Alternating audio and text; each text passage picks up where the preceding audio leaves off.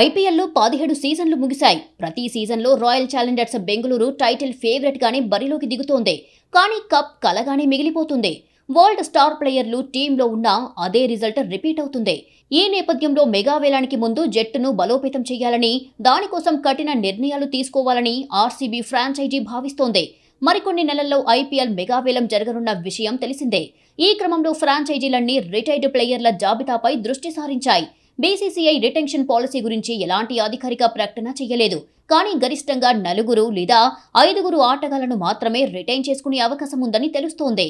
ఈ క్రమంలో ఆర్సీబీ తమ స్టార్ ఆటగాళ్లను విడిచిపెట్టి కొత్త జట్టును నిర్మించాలి అని భావిస్తోంది. సౌత్ ఆఫ్రికా బ్యాటర్ డూప్లెసిస్ కు గుడ్ బై చెప్పాలని ఆర్సీబీ నిర్ణయించుకుంది. ఐపీఎల్లో డూప్లెసిస్ కు అపార అనుభవం ఉంది. ఈ కారణంతో 2022లో ఆర్సీబీ తమ ఫ్రాంచైజీలోకి ఆహ్వానించి జట్టు పగ్గాలు కూడా అప్పగించింది. డూప్లెసిస్ 3 సీజన్లలో 2 స్టార్ జట్లను ప్లే ఆఫ్స్ కు చేర్చాడు. కానీ 40 ఏళ్ల డూప్లెసిస్ స్థానంలో యువకుడికి అవకాశం కల్పించాలని, కొత్త వ్యక్తికి కెప్టెన్సీ బాధ్యతలు ఇవ్వాలి అని ఆర్సీబీ ఫ్రాంచైజీ నిర్ణయం తీసుకోనుందని తెలుస్తోంది.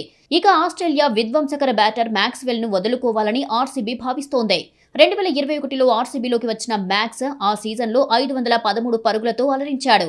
2024 సీజన్లో 10 మ్యాచ్ల్లో 5 సగటుతో కేవలం 52 పరుగులే చేశాడు. 36 ఏళ్ల మ్యాక్సీ కోసం వెచ్చించే 11 కోట్లను ఇతర ప్లేయర్లపై ఉపయోగిస్తే జట్టుకు ప్రయోజనం చేకూరుతుందని ఫ్రాంచైజీ భావిస్తోంది. ఇక ఆస్ట్రేలియా ఆల్రౌండర్ క్యామరూన్ గ్రీన్ ను కూడా ఆర్సీబీ వదులుకోవాలని నిర్ణయించుకుంది.